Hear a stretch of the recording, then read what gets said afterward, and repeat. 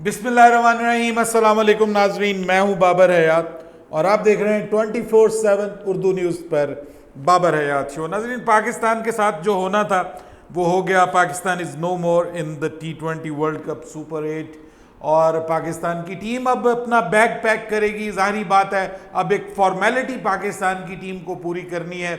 16 जून को यानी कल पाकिस्तान का मैच होने जा रहा है आयरलैंड के साथ। आयरलैंड के लिए भी एक फॉर्मेलिटी बन गया है, पाकिस्तान के लिए भी, और उसके बाद ऑब्वियसली पाकिस्तान की टीम भी वापस आ जाएगी और मोस्ट प्रोबेबली पाकिस्तान के प्लेयर्स आके कुर्बानी वाली ईद पाकिस्तान में ही करेंगे। लेकिन क्या कुर्बानी की ईद के ऊपर कोई और भी कुर्बानी होने जा रही है? कुछ खबरें आ रही हैं पाकिस्तान क्रिकेट में। आज रात गए बहुत सारी डेवलपमेंट्स की कुछ खबरें आ रही हैं और प्लानिंग्स हो रही हैं कि अब पाकिस्तान के जो T20 टीम है, जो स्क्वाड है पाकिस्तान का, इसकी जो सर्जरी का वादा किया था मोहसिन नकवी साहब ने, क्या अब वो बड़ी सर्जरी करने जा रहे हैं या वो बड़ी सर्जरी किसी छोटी सर्जरी में तब्दील हो रही है? बाबर आजम की कप्तानी को लेकर के बड़े सवालात उठ रहे हैं और बात ये की जा रही थी 2 दिन पहले जब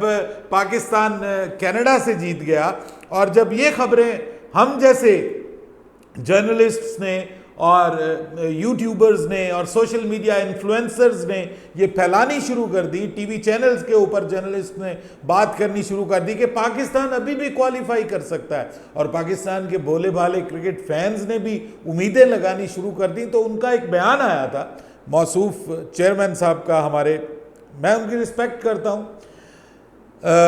उनका बयान ये आया था कि जनाब अभी आप छोड़ें, अभी ज़रा ये टूर्नामेंट ख़त्म होने दें, फिर इसके ऊपर बात करेंगे। अभी तो टीम हमारी आगे भी क्वालिफाई कर सकती है और हमें अभी टीम की सपोर्ट की ज़रूरत है। बाय द वे चेयरमैन साहब, आपने जब ये हमारी टीम इंग्लैंड गई थी और आप वहाँ पे गए थे तो आपने कहा था कि 29 दिन इनको कुछ नहीं कहना। तो भाई वो तो कसम आपने खुद ही तोड़ दी।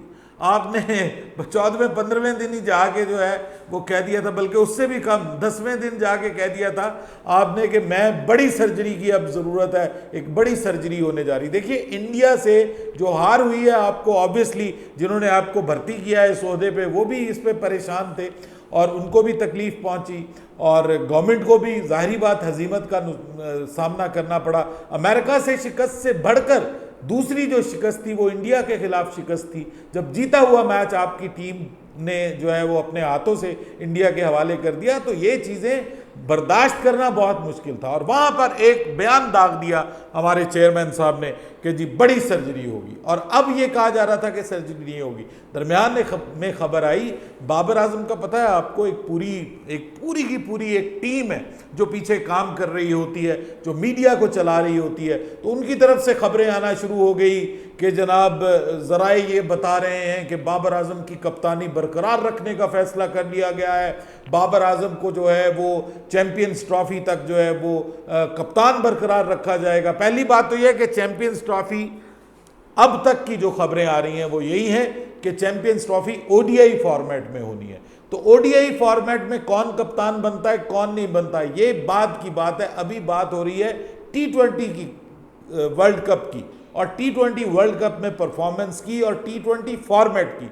तो T20 फॉर्मेट में अब खबर यह भी आ रही है कि बाबर आजम खुद से रिजाइन कर सकते हैं। जी हाँ, बाबर आजम के अंदर गैरत नाम की चीज़ आती हुई दिखाई दे रही है। वैसे मुझे नहीं लगता, मैं मतलब लिख लें यहाँ पे, जितना मैं बाबर आजम को समझता हूँ ना, शायद आप में से कोई भी नहीं समझता, ठीक है, जितना मैंने इसको क्लोजली फॉलो किया। He is not going to resign. ये इस किस्म का बंदा ही नहीं है, ये रिजाइन नहीं करेगा, चिमट जाएगा, आखिर दम तक रहेगा, और उसके बाद जब चेयरमैन साहब इसको खुद कहेंगे ना रिजाइन करो, तो फिर ये रिजाइन करेगा। अगर आप कहें कि कोई प्रॉम्प्ट करके और अपने कोई, जिसको आप कहते हैं कि एक बंदे का ज़मीर मलामत करता है कि यार नहीं, मुझे ये इस सियासी ग्रुप बंदी में कोई मेरी बात मानता नहीं है, कप्तान की सुनता नहीं है, तो मुझे जो है वो रिज़ाइन करना है। देखिए, ये भी एक तरीका हो सकता है, ये भी एक तरीका हो सकता है सिंपथीज गेन करने का, कि बाबर आजम का किसी ने साथ नहीं दिया, फलां ने अपना ग्रुप बना लिया, फलां ने अपना ग्रुप बना लिया। तो भाई बात यह है कि अगर आप अहल होते तो आप उस ग्रुप को ख़त्म करते। अभी तो शाहिद आफरीदी ने भी आना है मैदान में अपने दामाद का मुकदमा लड़ने, वो भी बहुत बड़ा सियासतदान है, वो भी बहुत बड़ा सियासतदान है, उसका दामाद भी बहुत बड़ा सियासतदान है, मोहम्मद रिजवान भी बहुत बड़ा सियासतदान है।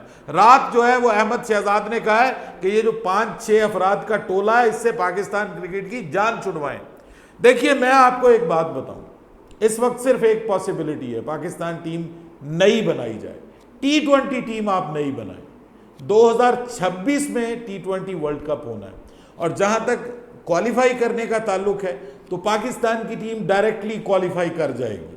पाकिस्तान की टीम को जो एक खबर ये आ रही थी कि शायद पाकिस्तान की टीम को, अगर पाकिस्तान की टीम बहुत बुरा परफॉर्म करती है तो पाकिस्तान की टीम को क्वालिफाइंग राउंड खेलना पड़ेगा, वो अब नहीं खेलना पड़ेगा क्योंकि टॉप 12 टीम्स जो हैं वो पहुंचेंगी। तो पाकिस्तान का इस वक्त रैंकिंग जो है वो 7वें नंबर पे है, और भी डाउन हो गई तो 8वें नंबर पे 9वें नंबर पे चली जाएगी, तो पाकिस्तान की टीम क्वालिफाई कर जाएगी। वो हजीमत से हम बच गए।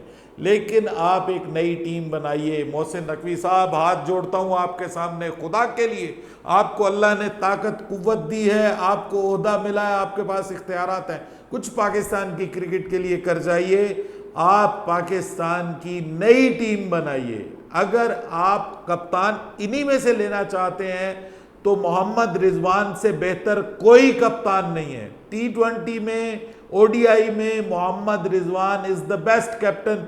मुझे उसके बहुत सारे मामलात से एतराज़ है, बहुत सारे मामलात से इख्तलाफ है, लेकिन लीडरशिप क्वालिटी उस बंदे के अंदर मौजूद है। टीम को किस तरह से लेकर चलना है वो बता सकता है, वो सिखा सकता है, उसके अंदर मेंटोरशिप है। लेकिन उस सूरत में नहीं होगा कि आप अब इसकी टोपी उठाएं उसके सर पे दे दें, बाबर को हटाएं रिजवान को बना दे, टीम वैसे की वैसी रहे। देखिए अगर आपने रिजवान को कप्तान बनाना है तो टीम सारी यंगस्टर्स की बनाइए, कप्तान रिजवान को बनाइए और उसके जिम्मे लगाइए कि तुमने अब टीम बनानी है। ये वसीम अकरम ने कहा है, ये मैंने नहीं कहा, ये वसीम अकरम ने भी कहा है, मुझे इंडोर्स किया है कि पाकिस्तान को नई टीम बनाने की जरूरत है। T20 वर्ल्ड कप तक के लिए वो हारेगी भी तो हम कबूल करेंगे। Being an analyst, being a sports anchor, sports journalist, मैं वादा करता हूं कि मैं नई टीम को क्रिटिसाइज जरूर करूंगा, लेकिन पॉजिटिव क्रिटिसिज्म करूंगा और उनको बैकअप भी करूंगा और आप सबको कहूंगा कि हम इनको सपोर्ट करें। लेकिन वो सफारशी टट्टुओं पर मुश्तमिल नहीं होनी चाहिए, उसमें कोई चाचा मामा ताया ग्रुप दोस्ती यारी 11 नहीं होनी चाहिए। उसमें जो डिजर्व करते हैं आपके डोमेस्टिक के प्लेयर उनको लाइए, डोमेस्टिक क्रिकेट को इज्जत दीजिए, और डोमेस्टिक क्रिकेट को इज्जत देंगे तो आपका काम बनेगा। बनाना है कप्तान, या तो सबको निकालिए बाहर और फिर कप्तान बनाइए कोई नया और नई टीम डेवलप कीजिए, या अगर आप इन्हीं में से कप्तान बनाना चाहते हैं तो only 1 person is capable of captaincy and that is Mohammad Rizwan. मैं बाय गॉड आपको कहता हूं, मेरी जितनी क्रिकेट मेरी सेंस है, मैं उसके मुताबिक सोच के यही समझता हूं कि इस ग्रुप में एक ही बंदा कप्तानी के काबिल है, उसका नाम है मोहम्मद रिजवान। उसको कप्तान बनाइए, बाकी साथ नई टीम बनाइए।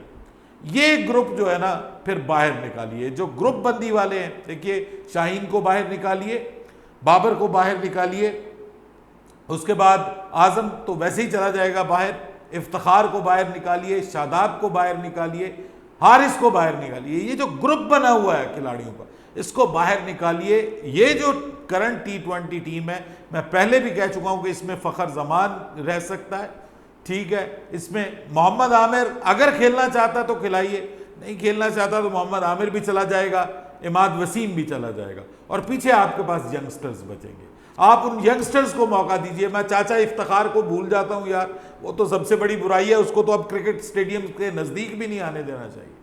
उसको कहे भाई तू क्रिकेट स्टेडियम्स के करीब भी मत आ, तेरा ड्रामा खत्म, तू पाकिस्तान टीम का सबसे बड़ा ड्रामा है और तूने बड़े बड़े लोगों के कैरियर खत्म किए, अब यंगस्टर्स को आने दे, अब चाचों तायों की क्रिकेट को खत्म कर दीजिए। देखिए सबकी निगाहें लगी हुई हैं चेयरमैन के ऊपर, और चेयरमैन साहब ने गुज़िश्ता रात गए भी सुनने में आया कि कुछ डिसीजंस हुए हैं। अब पाकिस्तान का कल मैच है, मैच के बाद एक प्रेस कॉन्फ्रेंस मुतवक्के है, चेयरमैन साहब बड़ा फैसला कर सकते हैं। अब उस बड़े फैसले में कौन कौन कुर्बानी का बकरा बनेगा, ईद के बाद ही सारी बात अब ऐलान होगा। ईद के ऊपर तो लोगों की ईदें तो ख़राब नहीं करेंगे। मतलब ईद के 1-2 दिन बाद जो है वो मोस्ट प्रोबेबली प्रेस कॉन्फ्रेंस होगी और उसमें 6 से 8 लोगों की छुट्टी का मुतालबा वैसे किया जा रहा है। अब कितने होते हैं ये देखना, सबकी नज़रें उनके ऊपर है।